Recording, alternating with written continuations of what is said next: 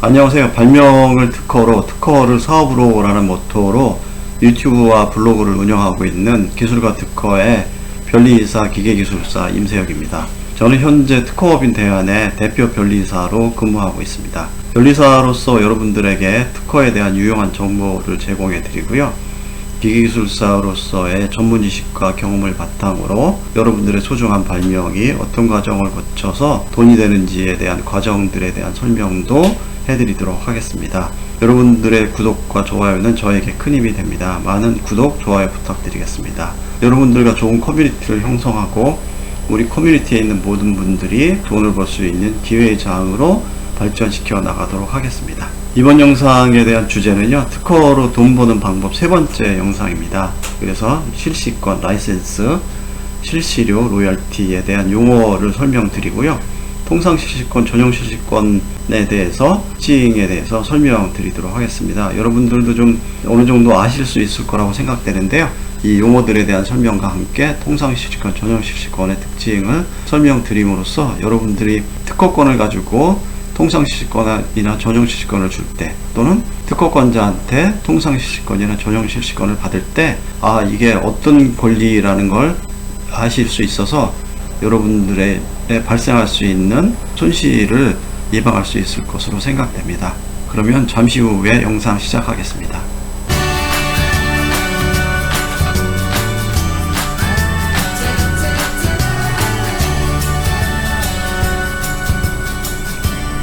먼저 용어에 대해서 정리를 해드리도록 하겠습니다. 이 자동차 발명을 했을 때 이 자동차를 생산, 사용, 양도, 판매, 대여, 수입, 양도 또는 대여의 청약을 하는 행위를 특허법 2조 3호 가목에 실시라고 정의를 해놨습니다. 그래서 물건을 생산하는 행위도 실시가 되고, 사용하는 행위도 실시가 되고, 양도하는 행위도 실시가 되고, 대여하는 행위도 실시가 되고, 수입하는 행위도 실시가 됩니다. 그러니까 이 용어들을 각각을 가지고 설명하면은 설명이 이제 번거로울 수 있잖아요. 그래서 이 용어들을 좀 통합해서 정리를 하고 실시라는 용어로 이제 정의를 해 놓은 거죠. 그래서 특허품을 생산, 사용, 양도 등을 할 수 있는 권리를 실시권이라고 하는 거고요. 실시권을 허락하는 대가로 받는 금전, 로열티죠. 로열티를 실시료라고 하는 겁니다. 그래서 이 용어들에 대한 내용을 숙지를 하시고 영상에 대한 설명을 시작하도록 하겠습니다. 특허만의 특징이 있어서 이제 전용실시권이나 통상실시권으로 이렇게 나누어서 권리를 여러분들이 이제 주실 수도 있고 받을 수도 있는데요. 부동산 이제 토지와 한번 비교를 해보면 점유를 할 수 있냐 없냐에 대한 특징 때문에 이 통상실시권이랑 전용실시권이라는 권리가 발생을 했습니다. 부동산의 동산을 유체물이라고 하는데, 밭에 대해서 설명을 해드리면 A가 B한테 토지를 임대를 해줬어요. 그래서 토지 사용료를 받고 이제 임대를 해준 거죠. 그러면 B가 이제 여기 파농사를 짓는 거잖아요.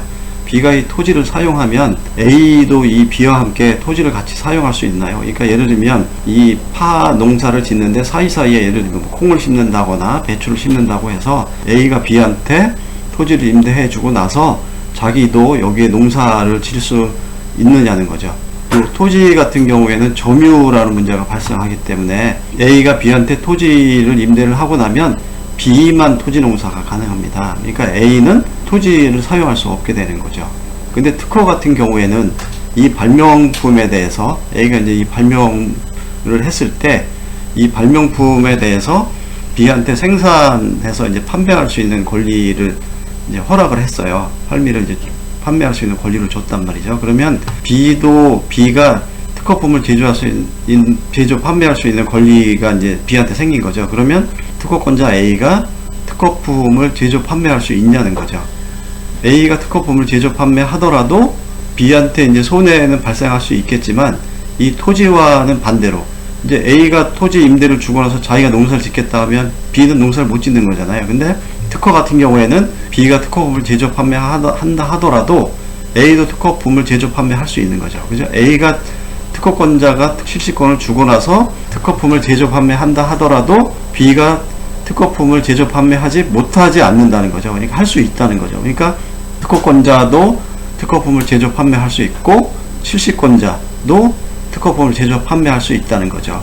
그래서 A, B 모두 특허 특허품을 제조 판매할 수 있는 이 권리, 그러니까 A가 B한테 특허품을 제조 판매하는데 자기도 특허품을 제조 판매할 수 있는 권리를 유보하고 B한테 특허품을 제조 판매할 수 있는 권리를 준 것을 통상시식권이라고 하고, B만 제조 판매할 수 있는 권리를 준 것을 전용시식권이라고 합니다.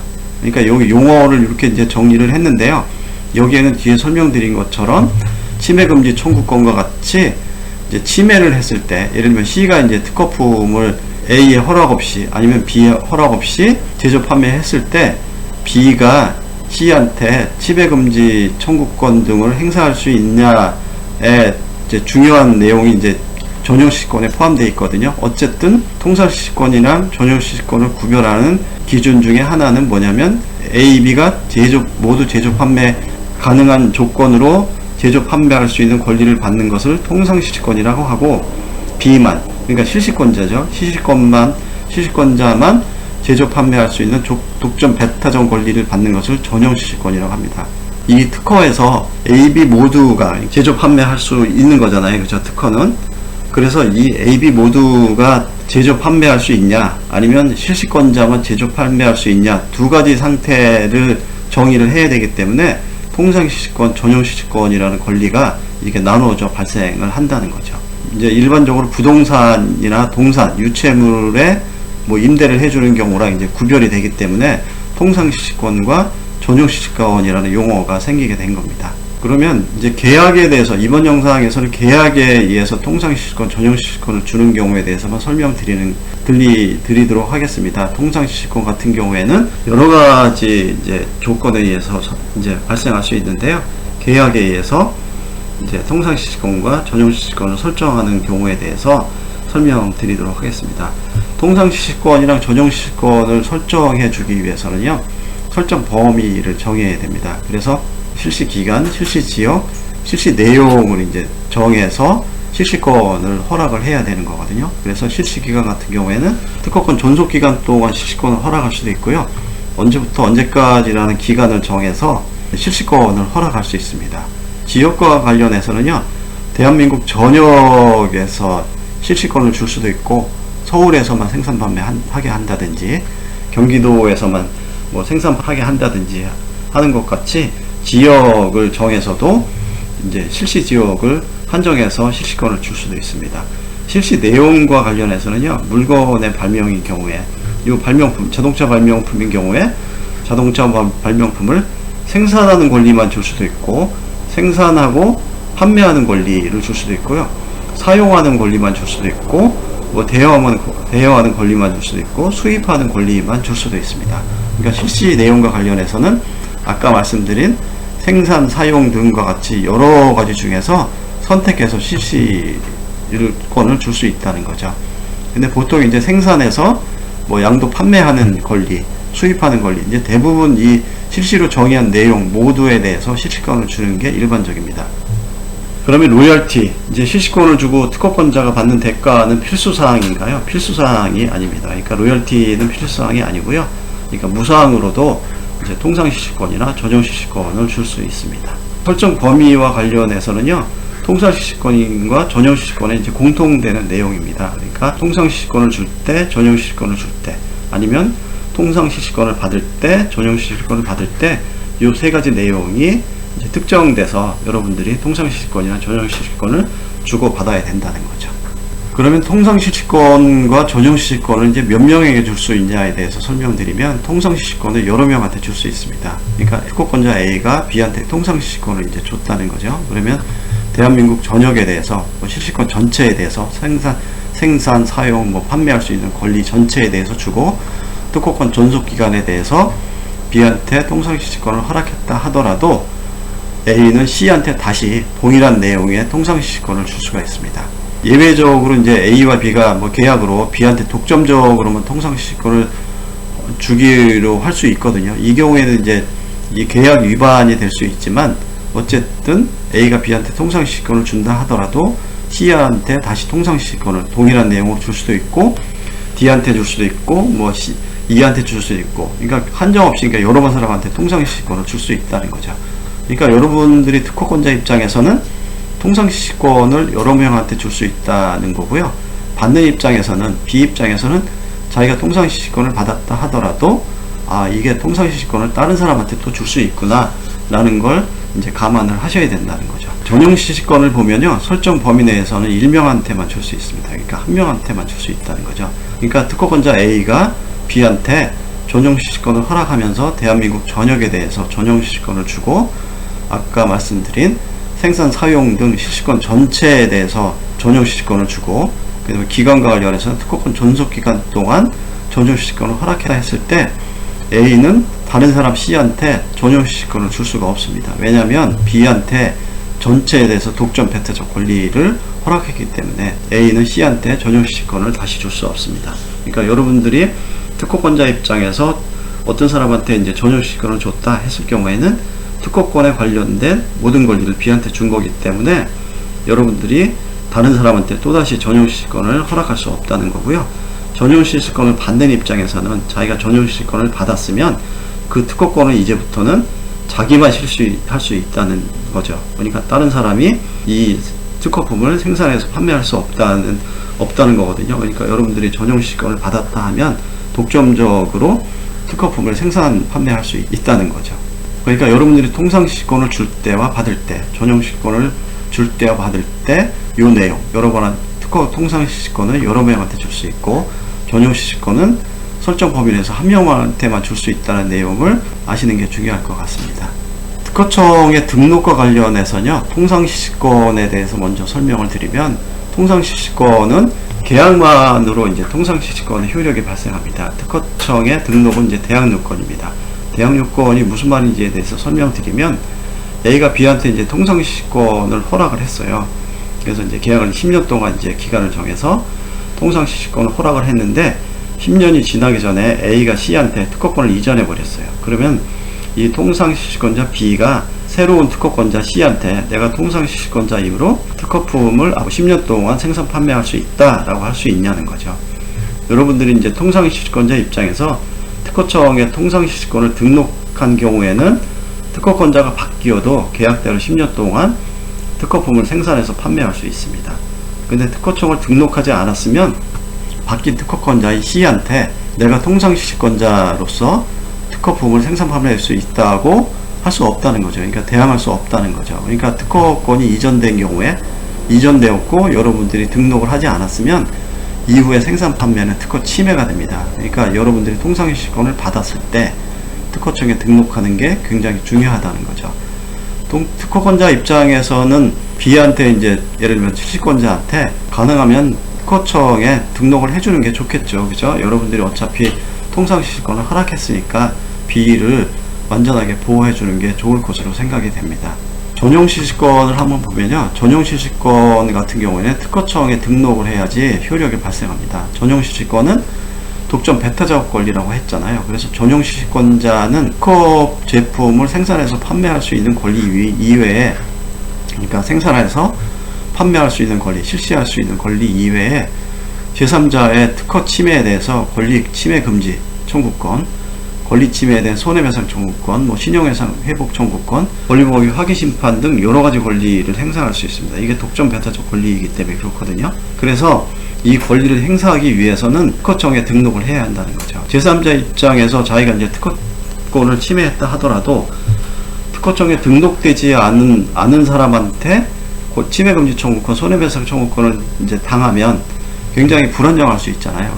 그래서 전용시식권자 같은 경우에는 독점 배타적 권리가 인정되기 때문에 이 여러 가지 권리를 행사할 수 있기 때문에 특허청의 등록을 효력 발생 요건을 하고 있습니다. 그러니까 여러분들이 전용시식권을 받는 경우에는 특허청에 등록을 해야지 온전하게 전용시식권자로서의 권리를 행사할 수 있다는 거죠. 그러니까 전용시식권을 주는 입장에서도 저 사람한테 전용시식권을 주는 거다 했을 때는 자기가 특허청의 등록에 협조를 해야 된다는 거죠. 그죠? 그러니까 여러분들이 전용시식권을 줄 때, 특히 전용시식권을 받을 때는 특허청에 반드시 등록을 해야 됩니다.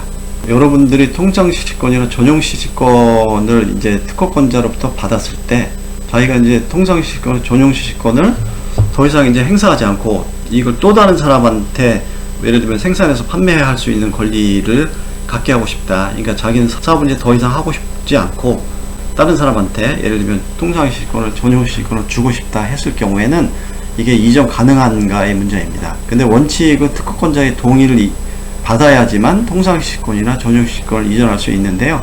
예외가 있습니다. 예외는 여러분들이 실시 사업을 하다가, 그러니까 실시 사업을 하는 것, 실시 사업 전체를 이제 이전하거나 여러분들이 상속, 포괄 승계, 일반 승계의 경우에는 특허권자의 동의 없이도 이제 이전 가능합니다. 여러분들이 그러니까 통상실시권이나 전용실시권을 받아서 사업을 할 때 이 실시 사업과 같이 이전하는 경우에는 다른 사람한테 통상실시권이나 전용실시권도 이전할 수 있습니다. 이 경우에는 이제 만약에 이제 실시료 같은 경우에는 이제 이전받은 사람이 특허권자한테 실시료를 줘야 되겠죠, 그죠? 근데 중요한 건 뭐냐면 전용실시권을 이전하는 경우에 아까 말씀드린 것처럼 이전받은 전용실시권자가 온전하게 권리를 행사하기 위해서는 특허청에 등록을 해야 됩니다. 그러니까 특허청에 등록이 필수 사항인 거죠. 정리를 해보도록 하겠습니다. 전용실시권, 통상실시권을 받아서 했을 때, 그러니까 특허품을 생산해서 이제 판매할 수 있는 권리를 특허권자에서 받았다고 했을 때, 전용실시권 같은 경우에는 전용실시권자만 실시가 가능합니다.